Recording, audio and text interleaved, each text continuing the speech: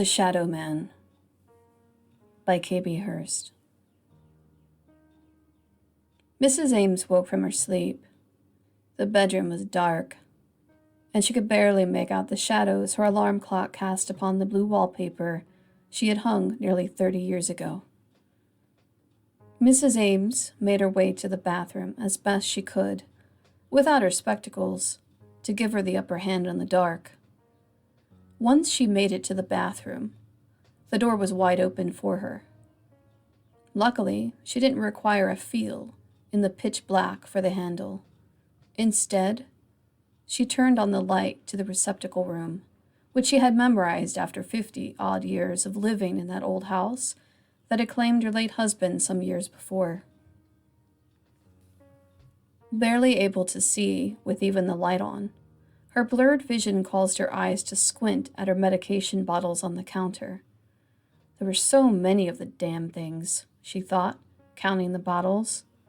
Her arthritis medication was always the 10th bottle. Picking up the bottle, she tried and struggled a bit with it as her back remained turned away from the door.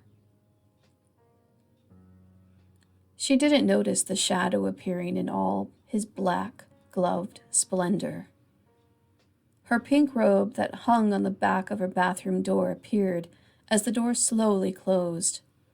So slow, there was barely a sound, nor a breath, nor a creak did peek from it. Mrs. Ames struggled again and again with that damned bottle. Why did older people have to have child-proof pill bottles? Mrs. Ames' angry thoughts dragged on, questioning the mere nonsense of it. She was utterly oblivious. Her pink robe floated in her direction, without her knowledge. A black, gloved hand reached toward the back of her neck, pausing only a mere inch before he would touch her. The robe hanging ridiculously from his wrist. A smile crept up the man's thin face when he smiled. Fine lines appeared as though etched in his face, like those of the Grinch when he stole Christmas. There was a giddiness in his almost touching her, but he wouldn't quite yet. He knew he was going to do it, but as the shadow man waited for the exact moment, as he studied the lines of her old neck, the spots on her shoulders, the skin, as it was once firm, now hung like wings. The fact he could see through her nightgown, looking at her white bloomers, made him love her. He loved what was about to come next, even more. The black-gloved hand pulled back, and like a gun going off, he expanded his left index finger, gently tapping the older woman on her shoulder.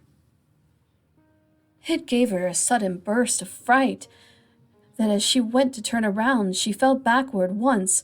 She saw the man in her pink robe, no face recognizable to her. Who was it? Why was he here wearing her robe, and how did he get into her securely alarmed mansion?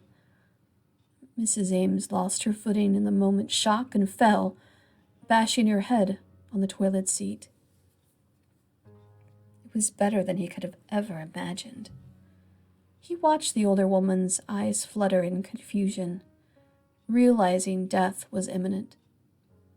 A rugged groan released from her dry lips, and a curler fell from her gray hair onto the pink tile. The stranger went into the shadows, and when he returned, he held up a cordless phone, dialing 911.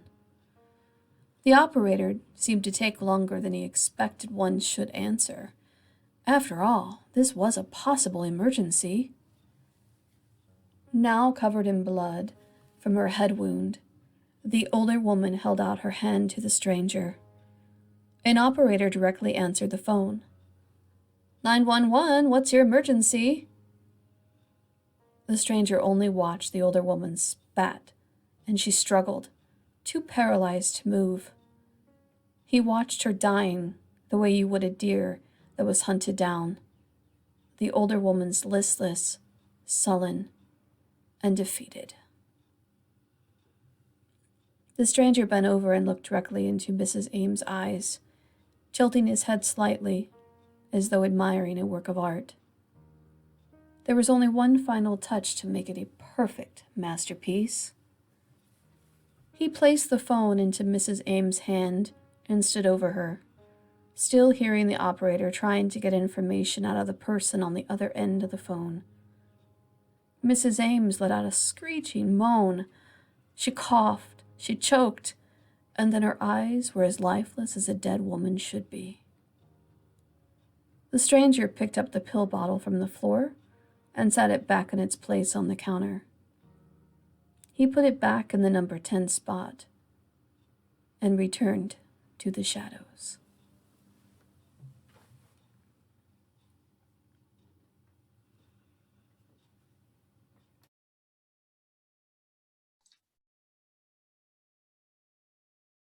Hello everyone, I just wanted to tell you thank you for viewing my channel. And also I wanted to remind you that I am the author of a few books here, and this is how you can find me if interested. I am the author of The Hilltown Experiments, which was originally narrated on Dr. Creepin's channel, but is also a book, and he did generously take time to actually record this for Audible, so it is available if you have any credits. Feel free to check out my Read Me story also, which is available through Kindle Bella, and one of my favorite stories, and that I wrote dedicated to my sister. So I hope you all have a wonderful day, and thank you so very much for listening, and you have a wonderful, wonderful, wonderful day. Take care now.